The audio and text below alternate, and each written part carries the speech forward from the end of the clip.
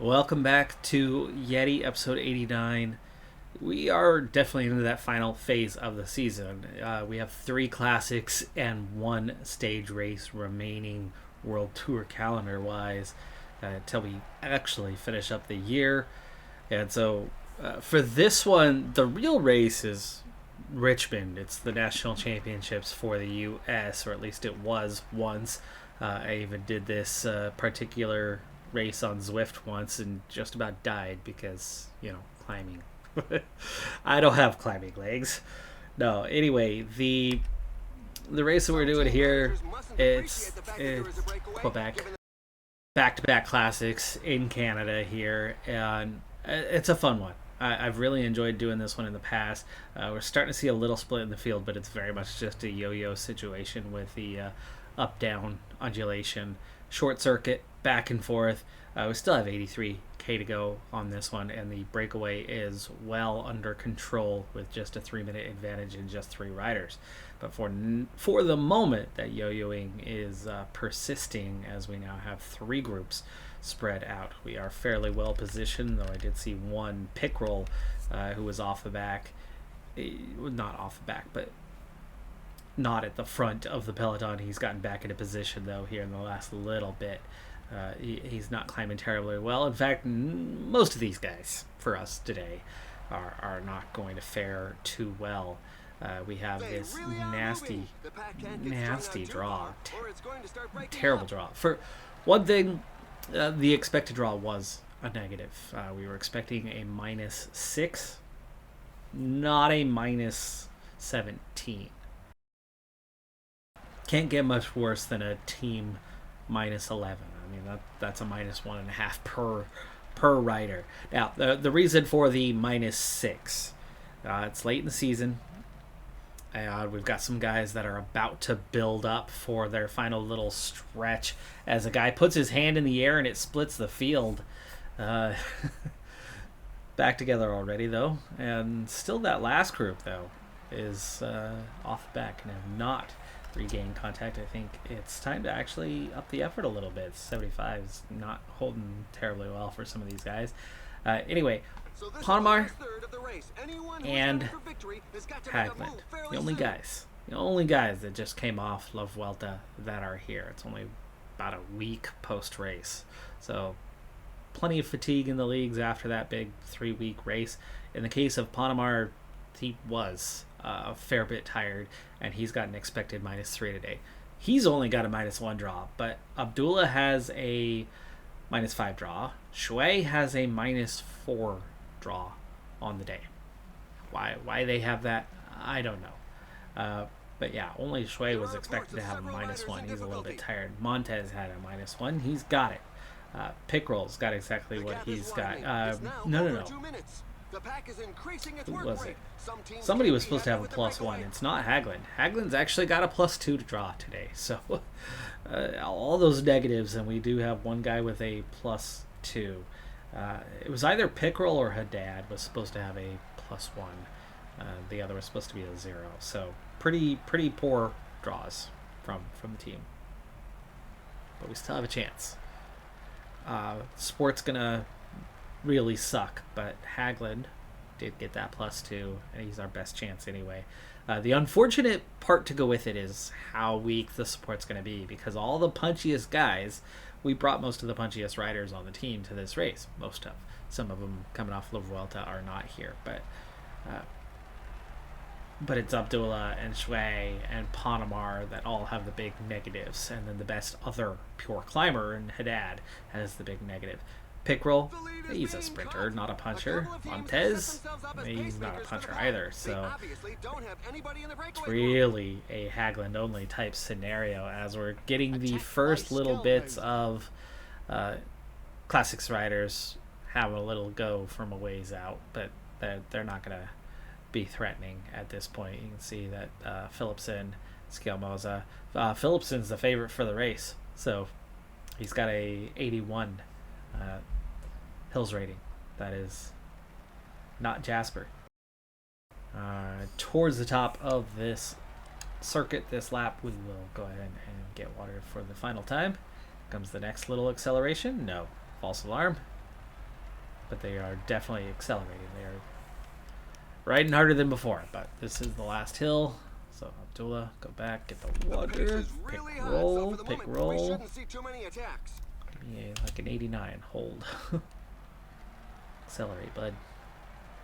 As these groups that are off the back, good chance they're not getting back up here. Now it's 2 minutes still to the breakaway. But with the increased pace, that's probably going to come down pretty fast, and at 50K, it's not much. But there's a good chance that some of these groups that are off the back are not going to regain contact. And it's time to increase the effort of these guys a bit. Get them up to an 83, 84. Abdullah, how are we doing on that water? Not very well. He actually hasn't handed water over to anyone yet. Got another solo attacker. And now there's the follow-up. Acceleration. Quite a few riders. Quite a few riders accelerating. And we are not keeping pace with the acceleration at all. So increase. Come on. We can't be having 40 riders attacking and only 10 sitting up. Why is literally the entire team now at the back of the peloton? Let's go. Make more of an effort to hold your position, guys. 40K to go. I'm having to ride 90 to not get dropped. 7 riders have escaped. Now it's starting to get dangerous. 2 riders weren't going to do anything. 4 riders aren't going to do anything. 7? Maybe. Especially if they're the 7 best in the field. 3 circuits left, by the way. So we are heading into that final stretch. 34K. Down to 4 riders off the front. And just a few seconds ahead. But we did somehow get a lot of riders back in contact. Things got real stretched there, and it allowed groups behind to make contact with the back, and then they somehow held on to it. Now there's 5 off the front as 2 more riders attacked and joined those 3, and we split yet again. Now 67 left, and we're going to up that effort a little bit more this lap. Do I have anybody that's on the verge? Panamar looking the weakest at the moment. -7 on that stamina, definitely not helping any. Next attack, but nobody is away besides the one rider who just attacked. And the front group is starting to split up too, which is going to make the chase on them a little bit easier. Going to gel up first way, and Abdullah. Need to try to absorb these attacks and survive. It just means high tempo. Really high tempo. We don't need to be attacking. We're down to 21K. Down to a single rider off front. Was it a breakaway rider? No. Gabretz Gabir. We saw him attack a little bit ago. It's a mouthful of a name.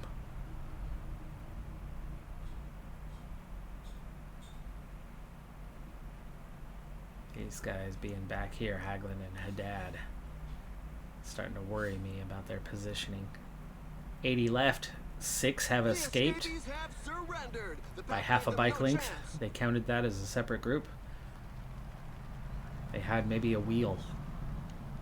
Haddad, come on. Up your pace, buddy. I know you're not punchy, but there's a growing list of riders left behind. 15 kilometers to the finish line. Suddenly, all my guys are in A1. Haddad, 99. He's not even riding hard. He's just sitting on. Let's go, buddy. Those 19 are still away. And they've got a good 10, 12 bike lengths. 52 chasing down 19. This is dangerous. Because suddenly it's down to 12K. Haddad back in position.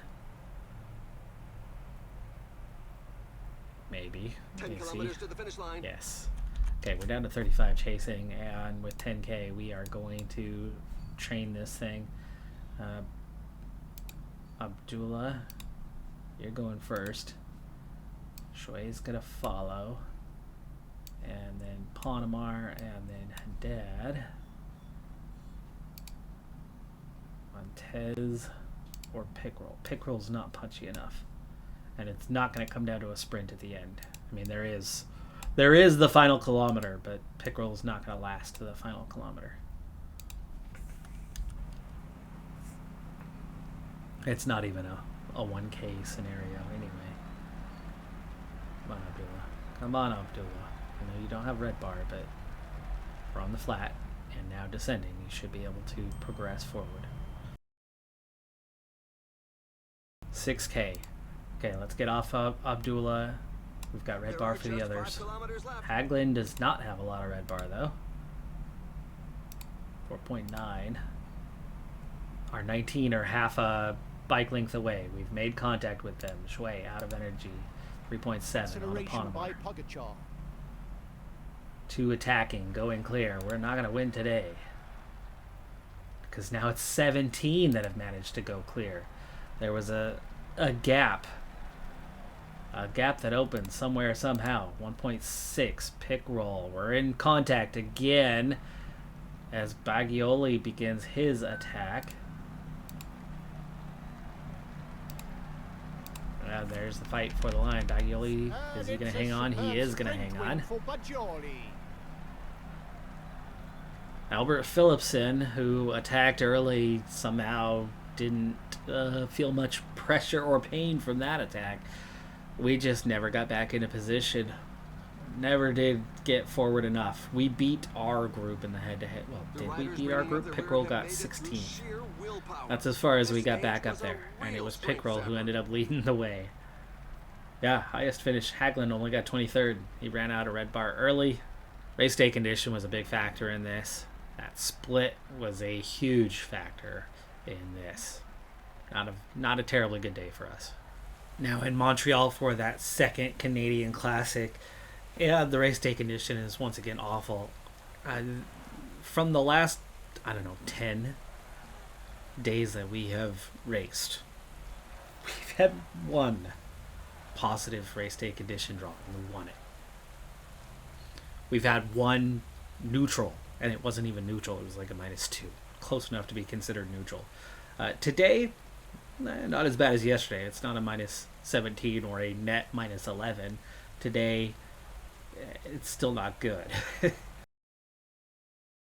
a -13, which is a net -7, as once again, no, it's a net -6, because once again we have a negative expected draw this time, but we've got a little bit different makeup for the roster on this one, but we have a few more guys that are just coming off that Vuelta, and we're now a week and 2 days off that race, and so they are resting, recuperating, and recovering from that. So, Shaw, he had an expected negative. Vasilevsky had an expected negative. Lynn expected a -1, got a -1. So I got a +1 today instead of a -5. So better for him, but he's just about the weakest rider here for us with no climbing. He's got flat rating and really nothing else. This one should finish up on a sprint, or could finish up on a sprint. G not dropped there, that's good. Very much could finish up on a sprint. You got one hill to navigate, and then it's a push for the line. So we are going to try to focus on getting those guys over the hills, but the fast men, G, Shaw, Vasilevsky, all have the worst ratings. And they're our fastest guys. They're our best hope. Even with the race day condition, they're still our best hope. It's an unfortunate draw that the 3 best chances got the 3 worst draws. But we'll have to deal with it, accept it, move on. Now for that last race, we had an 89 effort there for a while. It wasn't enough. We bumped it up that little bit more. We were at a 91 effort, and they couldn't hold position. If you can't hold position at 91, you might be able to hold position at 99, but you're going to obliterate any chances of doing anything. As Shui was involved in a big crash here. 15 riders off the back. If you have to commit a 99 and blow up your red bar, when it comes down to the finish, you're not going to do anything. Right, you're going to be completely spent. So on that last one, you never want to have to be in that scenario where you've got to give a 99 just to hold position. It not only makes you not competitive, but you're going to get dropped real fast like that. So giving a 91 effort is a lot more than I would want to give in that scenario. 30k out, 20k out from the finish was definitely not how we wanted things to be at that point. And we're just close enough. Shui, go ahead and just get the water. Get the water. Instead of fighting to get back up there, we're going to hold back here for a little bit. Get the water. Here comes the climb, though, and he still hasn't gotten the water. He's already burning red bar. Now he's got it, so he's going to eat himself alive. But if he can hang on, not get dropped, yeah, he'll eventually get up there. We're now at 58k to go, and you can see the pace is starting to pick up as some of our riders, the less climby sprinters, are drifting backwards. So it's time to up the effort for these guys. Now Shui falls and doesn't get water to half the team. So he falls for a second time and fails in his mission. And then he just got dropped again at a 91. 91 effort, and he just got dropped by this group. He just slow. It's 50k out. 94 and he gets dropped. He just got dropped a second time. Wow. And he could climb, I mean. That's how this guy can't climb. You could understand him going backwards. Oh my goodness. This is blowing up real fast for us. Lind is also on the verge. Then go ahead and get water for the three of you. It's a 97-man peloton, and we are missing more than half our team. It's not looking too good for today. Vasilev's guy's about to get dropped again. For him, you understand, like this Shui thing. 94 effort on a soft climb, and he's, you know, A couple of teams have set themselves he up can as kind of pacemakers climb. to pack. They obviously don't have anybody in the breakaway group. Just put him on auto. Put him on auto. Don't worry about those two anymore. Shaw, Salah are almost there. But it's 42k out. There's an attack in the group at the front. Just now. I mean, you know, this all just went down 10-15k ago. 65k out from the finish. Brutal race, and now we've got 3 guys left up there with a combined -5. Lynn nearly done with water. G. Montez. 3 times left up the hill. The pack is slowly whittling away. Breakaway's nearly been caught, and they had a pretty healthy advantage. Just gotta hang on. That all just happened in 30k, so they went from a 5-minute advantage to caught in 30k. Montez never got water, but G did. Okay. The favorite's going from 35k out. Then he felt the other one with him. Salah's done. These guys got caught by the group behind on a 92 relay. The climb. It's the climb. Shaw can't climb. 57. Put him on auto. Put Salah on auto. Those guys are not getting back up here. We got three riders. That's it. Lynn did finally get water to Montez. 94 left here. 4 left, including the 2 favorites off the front.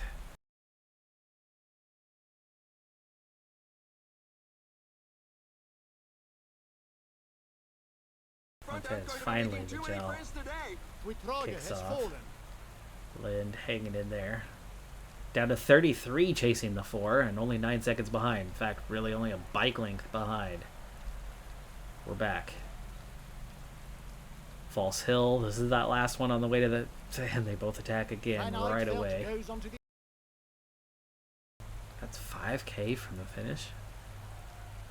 Finish is right here on the circuit, right? Getting some nice little recovery. In fact, we're back up to 84. We want to survive. We want to survive. Lind, Gel. 66 riders.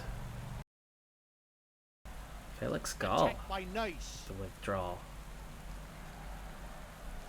Okay, Montez is about to bonk out, so Lind protects G. One attacked. No red bar. We're almost to the top. Lind is done.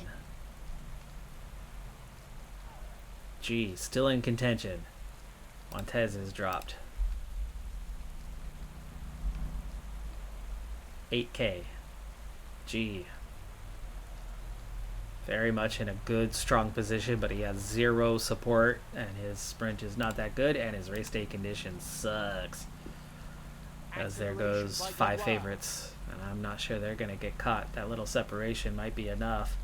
Evenepoel working for Vlasov? That's a strange one. 5K, 5K, 5K. Come on, G. Don't get dropped, but where's your red bar, buddy? How do you make this work? They're all accelerating and pulling away and burning your red bar. It's back in contact. 28 riders, 3K. He's got to just straight sprint for the next 3K. There is no such thing as a red bar for him. This is just maximum effort on the way towards the finish. He's not going to win. No way is he going to win, but I was hoping he could maybe convince some of these other riders to attack early, and he couldn't, and so he's going to be in the middle of the group, but not at the back of the group at least. McNulty takes the win ahead of Sobrero and Pogacar. Pogacar can't believe he still had anything to sprint with. And G, right smack in the middle, 15th of 28. One spot better than the last race. That's a shame, but that's okay. With race day condition like that, what can you do? Before we get into those final couple races of the season, that'll be next episode. We are now 6th as a team, well behind the top 5 at this point. Maybe if we win Il Lombardia or something, we might be able to jump back up a position, but it seems unlikely. We're also pretty comfortable ahead of Lotto Destiny, who's actually themselves just moved up a spot to 7th. Comfortable in 6th, and with the Continental Pro coming for another year, right, we are still ranked 20th overall, and it's very unlikely that we're going to see any new upgrades from the team, from the roster. This seems to be it, and right at that 14K mark, we're well ahead of where we were a year ago. We are topped by Hagelin and Shaw this season. G's not too far behind, and then there's a big drop off from there to everybody else. Hagelin's all the way up to 13th in the individual rankings, and of course we did tank him up by a good 600 points in the Tour de France. That would be good enough to score him a top 10 this season. So really good stuff from somebody who on paper is just not even a top 25 rider. He's top 50 for sure, top 35 probably, but not top 25. Shaw, though, is 25th, and G is just behind him in 28th. So really good overperformance by the team, but of course it's Pogacar who's been very dominant this season. He has yet to drop anything, even though he's 31. Vingegaard still coming up behind him. Pedersen, the surprise, really. Great rider, no doubt. Deserved world champion when he got that, but to be 3rd. Top 10? Sure. Edge of, though, in reality, and I think anybody top 10 has a chance to be a world champion. I mean, you look at this list and all of those guys have a real shot. Surprised Evenepoel's all the way down in 10th. That is going to do it for this episode, though. Next up is Il Lombardia. I'm Decathlon Gamer. Like, comment, subscribe, and I'll see you next time. Have a good one. Be safe out there. Bye for now.